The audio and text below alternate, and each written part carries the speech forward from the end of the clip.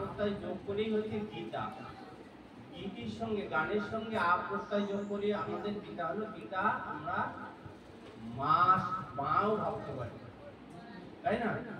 তো মহাত্মা গান্ধী কিন্তু গীতাকে মা বলে সম্বোধন করেছে, তাই না? তাহলে আমরা এই গীতাতে অনেক তথ্য পাবো, যেটা সেই ভগবানের বাণীতেও পাবো, ধৃতরাষ্ট্রের শ্লোকেও পাবো, অর্জুনের শ্লোকও পাবো, সঞ্জয় শ্লোকেও। আমরা ওই যে শেষ শ্লোক বলা হচ্ছিল, শেষ শ্লোক সঞ্জয় বলেছে, প্রথম শ্লোক ধৃতরাষ্ট্র। শেষ শ্লোক সঞ্জয় বলেছে ইয়ত্র যোগেশ্বর কৃষ্ণ। সঞ্জয় বলছে ইয়ত্র যোগেশ্বর কৃষ্ণ ইয়ত্র পার্থ ধনুর্ধর। হ্যাঁ, এই যে শ্লোকটা, এই শ্লোকটার অর্থ হচ্ছে যে যেখানে ভগবান শ্রীকৃষ্ণ, ধনুর্ধর অর্জুন, সেখানেই বিজয়, সেখানেই কি বলে বিজয় লক্ষ্মী। তো এই যে কথাটা, সঞ্জয় কথাটা, তো এই কথার উপরে দাঁড়িয়ে সঞ্জয় যতটা অনুভব করেছে, কারণ গীতার এই বাণীটা, গীতার এই যে বাণী, ভগবানের বাণী না, গীতার যে বাণীটা, এই বাণী সম্পূর্ণ শুনেছে কে? সঞ্জয়। সঞ্জয় বলিছে, মানে সঞ্জয় বলিছে, শুনিছে ধৃতরাষ্ট্র, শুনিছে ধৃতরাষ্ট্র, কিন্তু বলিছে সঞ্জয়। সঞ্জয় বলল কিভাবে? দর্শন করে, দিব্যজ্ঞানের প্রভাবে দর্শন করেছে। অর্জুন কি প্রশ্ন করেছে আর সেই প্রশ্নের উত্তর ভগবান কি দিয়েছে, সেই সমস্ত কথা ধৃতরাষ্ট্র সঞ্জয়ের কাছে কি বললো, সেই কথাটা, সব কথাটাই কিন্তু সঞ্জয় ধৃতরাষ্ট্রের কাছে, তাই না? তো সেই জন্য এই সঞ্জয় একজন অসাধারণ একজন ব্যক্তি, যার তুলনা কারোর সঙ্গে করা যায় না। মানে এত বড় একটা জ্ঞানের অধিকারী হলো, তাও ব্যাসদেবের আশীর্বাদ। তো আমরা যদি কেউ কখনো দিব্য জ্ঞানের আওতায় পড়ে যাই, মানে আমরা দিব্য জ্ঞান প্রাপ্ত হই, তাহলে কিন্তু আমরা ওই রকমই বলতে পারি। কিন্তু ওই দিব্য জ্ঞানের যে একদম দিব্য জ্ঞান প্রাপ্ত মানুষ হবো, তার কি অত সহজ নয়। মানে আমার কিছু কর্ম আছে, কিছু কাজ আছে, যে কাজগুলো না করলে এই জ্ঞানটা গ্রহণ করা কোনোভাবেই সম্ভব না। আমি মিথ্যাচারী, আমি দিব্য জ্ঞানের কথা ভাবতেই পারবো না, বাবাই যাবে। তাহলে সত্যবাদী হতে হবে, জিতেন্দ্রীয় হতে হবে, তাহলে আমার পথ প্রশস্ত হতে পারে, ঈশ্বরের প্রতি ভক্তি হতে হবে। তো দেখি আমাদের সবাই মনে আছে কি ছিল? সর্বক্ষেত্রে কুরুক্ষেত্রে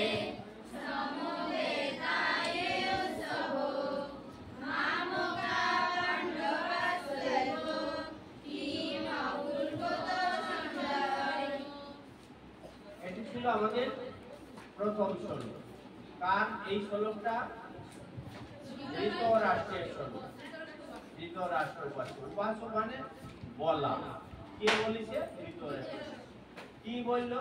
যে ধর্মক্ষেত্রে কুরুক্ষেত্রে আমার পুত্র কোন আর পাণ্ডুর পুত্র কোন যুদ্ধ বিলাসী হয়ে কি করলেন? যুদ্ধ করলেন না যুদ্ধ বন্ধ করলেন? প্রশ্ন, তাই না? তো এবার কি হলো? দ্বিতীয় অধ্যায়। দ্বিতীয় অধ্যায়ের নাম কি? সাংখ্যযোগ। প্রথম অধ্যায়ের নাম কি জানো? অর্জুন বিষাদিত, মানে অর্জুন বিষাদিত, দুঃখ ভারাক্রান্ত। কেন দুঃখ ভারাক্রান্ত হয়ে গেছে? যুদ্ধ আর করবে না। যুদ্ধ করবে না কেন? এত অত্যাচার করলো তাদের উপর দিয়ে, এখন যুদ্ধ করবে না বলছে, কেন করবে না? আসলে যুদ্ধক্ষেত্রে যে যা দর্শন করলেন, যে দেখলেন যাদের যাদের সঙ্গে যুদ্ধ করবে তাদের দিক তাকালেন, সর্বপ্রথম কাকে দেখলেন? যাদের সঙ্গে যুদ্ধ করবেন তাদের সর্বপ্রথম কাকে দেখলেন?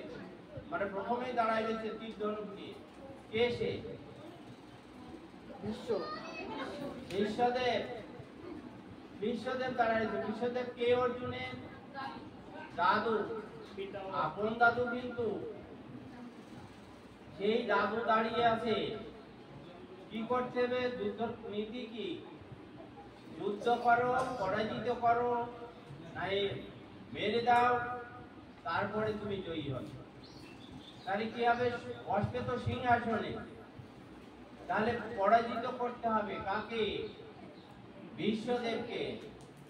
তো বিশ্বদেবকে শুধু পরাজিত করলে হবে না, মেরেই দিতে হবে, তা না হলে এক সময় আবার দাবিদার হতে পারে। তাহলে কি দাদুরে মারা যায়, তাই মারতে যাচ্ছে না। বিষাদটা কোথায় বলছো? মারতে হবে না, সিংহাসন পাওয়া যাবে না, তো মারতে যাচ্ছে না। যেটা না, দাদুরে তো মারা যায় না। পাশে কাকে দেখলো? দ্রোণাচার্য। দ্রোণাচার্যকে গুরু, অর্জুনের গুরুদেব। যে গুরুদেব অর্জুনকে স্বীকৃতি দিয়েছে শ্রেষ্ঠ যোদ্ধা বলে। 105 ভাই, কিন্তু 105 ভাইকে যুদ্ধ শিখাইছে। কে শিখাইছে? দ্রোণাচার্য। 105 জনের মধ্যে স্বীকৃতি দিয়েছে, শ্রেষ্ঠ স্বীকৃতি কাকে? অর্জুনকে। তার মানে কি, অর্জুন হলো প্রধান শিষ্য, তাই না? সেই গুরুদেব এত বড় উপাধি দিয়েছে অর্জুনকে, অর্জুন ওই গুরুদেবকে মেরে ফেলতে হবে। যুদ্ধ করা যায়? করা যায় না। এই জন্যই তো বিষাদিত মন। আরে বাবা, গুরুদেবকে মারা যায়, আগে ভেবেছে দাদুকে কি মারা যায় না, এই যুদ্ধ করা যায় না। তারপরে গুরুদেবকে না, মারা যায় না, এই যে বিষাদ। তারপরে একেবারে পর দেখলো অশ্বত্থামা, বিপুন্ন, কর্ণ, সবাইকে দেখলো, আত্মীয় স্বজন সবাইকে দেখলো, যেগুলো যে সবাইকে মারতে হবে, তারপরে আমরা এই সিংহাসনটা পেতে হবে। তাই কেশবকে বলছে, হে সখা, আমি যুদ্ধ করব না। আমরা দুবার বনে গিয়েছি, আমরা আবারও বনে চলে যাব, ভিক্ষা করে খাবো, তবু যুদ্ধ করে এই দাদু মহারাজকে, গুরুদেবকে, আত্মীয় স্বজনকে আমি বধ করতে চাই। এইটাই হলো বিষাদ। বিষাদ মানে দুঃখ, বিষাদ মানে দুঃখ। তো তাহলে আমরা এই শ্লোকের মাধ্যমে জিনিসটা বুঝলাম।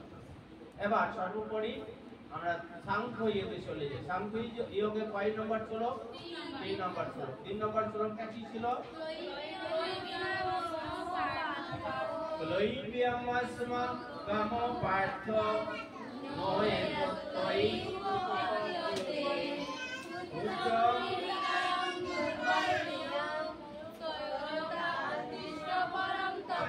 উৎকৃষ্ট পরন্ত। সূত্রম বললাম কেন? এখন তো সূত্রম লেখা রয়েছে, তাই লেখা আছে না? কিয় রয়েছে না? কিয়কে, কিয়র মধ্যে কয়টা অক্ষর আছে? কর, মধ্যন, সা। তো সেইটার উপরে জোর দিতে হবে, এই জন্য ক উচ্চ হয়ে গেছে। কি বললাম আমি? সূত্র। কটা নেই, তাই না? উচ্চ হয়ে গেছে মানে উঠে গেল, কিন্তু উঠে গেল আমরা লেখার সময় ওটাকে উঠাতে পারি না। তাহলে আমরা আরেকবার বলি, ক্লৈব্যম।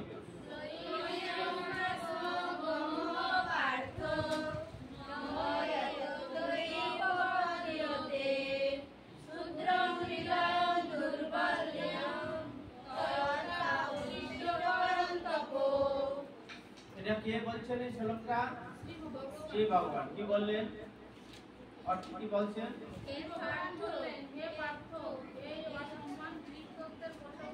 বিভক্তের বশীভূত হয় না। কি বিভক্ত মানে কি? সে নারী না পুরুষও না, তাহলে আমরা ইজিলি কই। তুমি ওরাম হলে কেন বলো? তুমি উঠে দাঁড়াও, যুদ্ধ করো। উঠে দাঁড়াতে বলছে, যুদ্ধ করতে বলছে।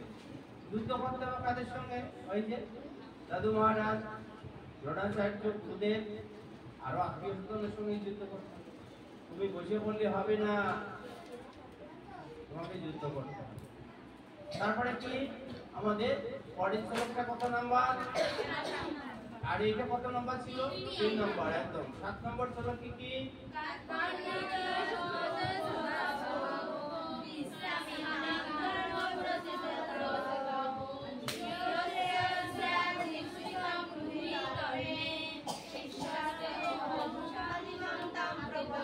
এই যে আমাদের 3 নম্বর 7 নম্বর শ্লোকটা কিন্তু ছন্দের শ্লোক, এই শ্লোকটা একটু কঠিন তাই না? তাও আমাদের মনে আছে, মনে থাকতেছে কেন? কারণ আমরা একটা ভক্তি সহকারে কিন্তু গ্রহণ করছি। আমরা সবাই কিন্তু ভক্তি সহকারে গ্রহণ করব, কারণ আমার সামনের প্রতিযোগিতায় যেন আমি ফেল না হই, আমি যেন পাস করি, এরকম একটা জায়গা। উপহত সবাবহ বিস্যামি তাম ধর্ম সম্মূঢ়চেতাঃ ইয়স্যস্য নিশ্চিতং দুহিতমে শেষস্যেহং অবিনম তাম প্রপন্নঃ। মানে একটু সুরটা টানা আছে, ত্রিষ্টক ছন্দের সুরটা একটু টানা। এখানে কি আছে আমাদের পার্থক্য কি? অনুষ্টাপ ছন্দ আর ত্রিষ্টক ছন্দের মধ্যে পার্থক্য কি? অনুষ্টাপ ছন্দের এক এক লাইনে মানে মোট হলো 32টা অক্ষর আছে মোট, আর ত্রিষ্টক ছন্দে 44টা অক্ষর আছে মোট 16টার মধ্যে, মানে এক এক পয়ারে 11টা করে, আর অনুষ্টাপে আছে 8টা করে, 40টা বকে, আর ওটা 4-11 চলে। একটু হয়তো উচ্চ নিচে একটু থাকতে পারে, কোনো কোনোটায় হয়তো এইটা ওইটার মধ্যে একটু কাটিয়ে গেছে, ওইটা একটু বেশি হয়েছে, এটা একটু কম, কিন্তু মোটের উপর দিয়ে 32 নাই 44। ঠিক আছে, এরপরে আমরা চলে আসি 13 নম্বর শ্লোক। 13 নম্বর শ্লোকে ভগবান কি বলছেন সবাই?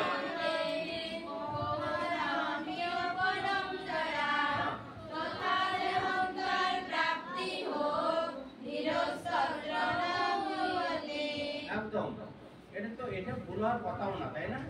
এটা আমাদের একটা সহজ একটা শ্লোক। কি বললাম, কি বললে তোমরা? দেহিনস্মি ভগবরম জীবনম জড়া তথাদেহন্তর প্রাপ্তি হোক ধীরস্তত্র ন মুহ্যতি।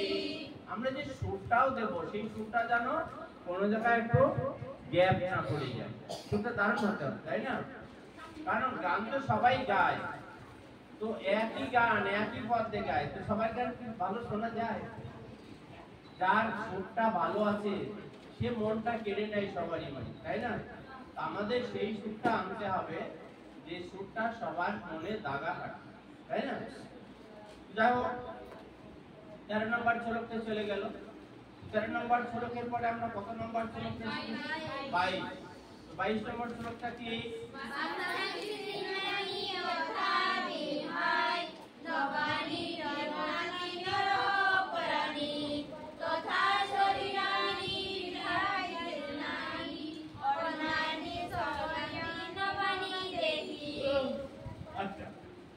বিহাই জিন্নানি, বিহাই, হ্যাঁ, এই জায়গায় কারুর একটু আলাদা শব্দ শব্দটা কানে পড়েছে।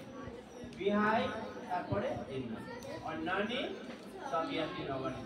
এটা 22 নম্বর শ্লোক। অর্থটা কিন্তু তোমাদের একটু ভালো করেও জানতে হবে, অর্থটা বাদে না, অর্থ সহ হতে হবে। আমি অর্থের দিক যাচ্ছি না, শুধু শ্লোকগুলো একটু ইয়ে করে যাচ্ছি। এরপরে আমরা 22 নম্বর শ্লোকের পরে কোন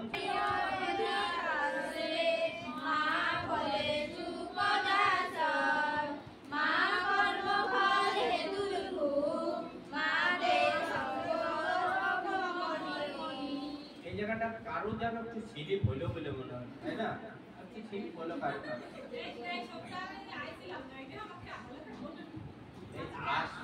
না আসলে কিন্তু লাভ, না আসলে লস, এটা মাথায় নিতে। তাহলে আমরা একটু এই যে আবার একটু বলি, কারো কারো স্লিপ হয়েছে। কর্মণি এব অধিকারস্তে মা ফলেষু কদাচন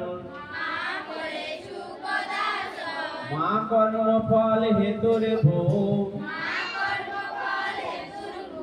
মাতে সঙ্গস্তু অকর্মণি। তাহলে আমাদের এদের অর্থে কি দাঁড়াইলো যে কর্মে আমার কি আছে? অধিকার আছে, কিন্তু কর্মফলে আমার কোনো অধিকার নাই।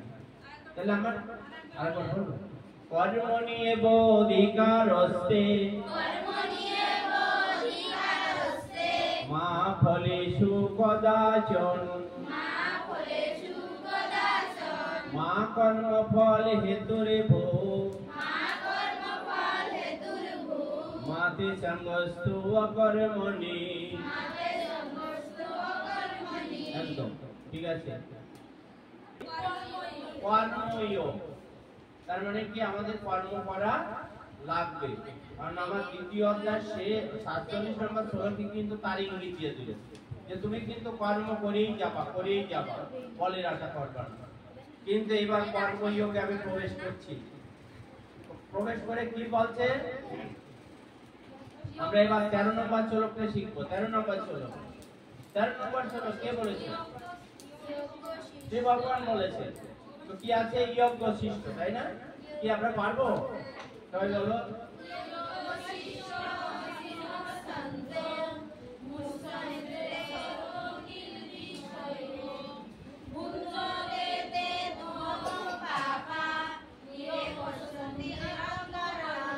আত্মকারণা। তাহলে কি হলো? যোগ্য শিষ্ট অসীনহ সন্ত মুচ্ছন্তে সর্ব কিলবিষয় ভুঞ্জতে তে তুঅগম পাপা ইয়ে পর্যন্তে আত্মকারণা। তাহলে কি হলো? যজ্ঞের অবশিষ্ট যারা যারা খায় তারা কি করে? সকল পাপ থেকে মুক্ত হয়। আমরা কি পাপ করছি না, তাই না? কারণ এই বিশাল সৃষ্টিতে যত সৃষ্ট বস্তু আছে তা ভগবান সৃষ্টি করেছেন, আমি একটাও সৃষ্টি করিনি। তাহলে আমি যদি কাউকে বধ করে ফেলি তাহলে আমার অন্যায় হবে, পাপ হবে। তাহলে আমরা কিন্তু প্রতিনিয়ত কিছু না কিছু পাপ করছি, তার জন্য আমি পাপী হচ্ছি। আর পাপ থেকে উদ্ধারের জন্য ভগবানের শরণ নিয়ে বাড়ি। 13 নম্বর শ্লোকের পরে কত নম্বর শ্লোকে চলে যাব? 35 নম্বর শ্লোকে। 35 নম্বর শ্লোকে কি বলছে? শ্রেয়ান, এটা বলতে পারবো? বলো।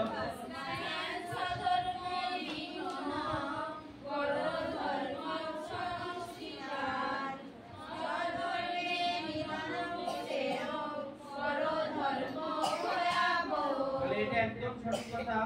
শ্রেয়ান স্বধর্ম বিগুণ পরধর্মাচ্ছনস্থিতা স্বধর্মে নিধনম শ্রেয় পরধর্ম ভয়। মানে নিজের ধর্মটা ত্যাগ করে যদি অন্য ধর্ম গ্রহণ করি, সেই ধর্মটা যদি আমি একেবারে জাঁকজমকপূর্ণ ভাবেও করি, তাহলেও কিন্তু সেটা আমার জন্য সন্তোষজনক নয়। আর আমার নিজ ধর্ম পালনকালে যদি আমার একটু ত্রুটি হয়, কি হাটেতে পঞ্চ ফল আনা কথা, পঞ্চ মিষ্টি আনা কথা, কিন্তু আমি 4 প্রকারের মিষ্টি নিয়ে চলে আসি, এটা ত্রুটি হলো না? ভগবান বলছেন ওই ত্রুটি হলো ওটা আমরা ক্ষমা সুন্দর শিখে দিই। এই যে 37 নম্বর শ্লোকটা কে বলেছেন? 37 নম্বর শ্লোকটাও শ্রী ভগবান বলেছেন। 37 শ্লোকটা কি?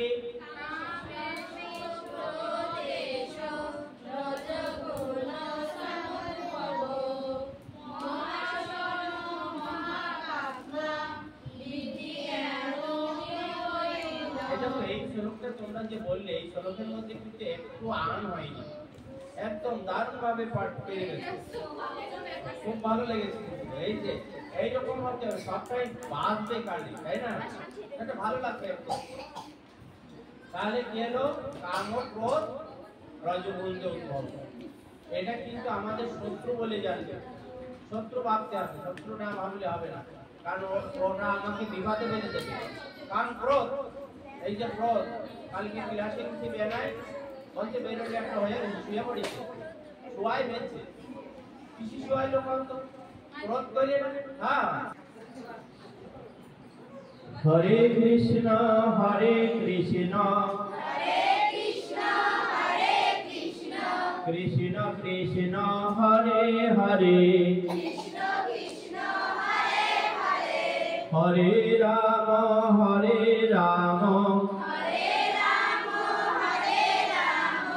রাম রাম হরে হরে হরে কৃষ্ণ কৃষ্ণ कृष्ण कृष्ण हरे हरे हरे राम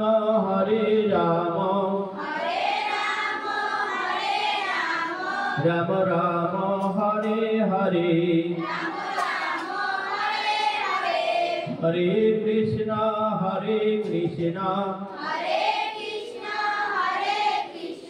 कृष्ण कृष्ण हरे हरे हरे राम राम राम हरे हरे ओम यदक्षरं परिभ्रष्टं मात्राहीनं च यद् भवेत् पूर्णं भवतु तत्सर्वं तत्प्रसादात् जगद्गुरु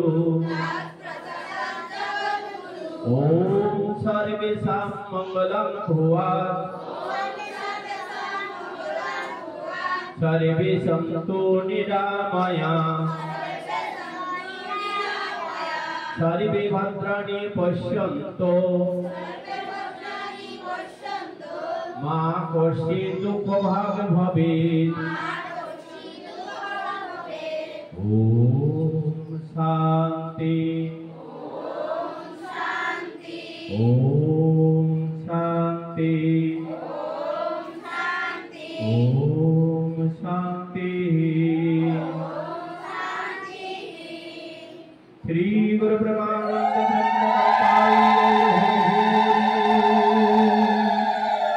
जय जय राम गोविंद प्रति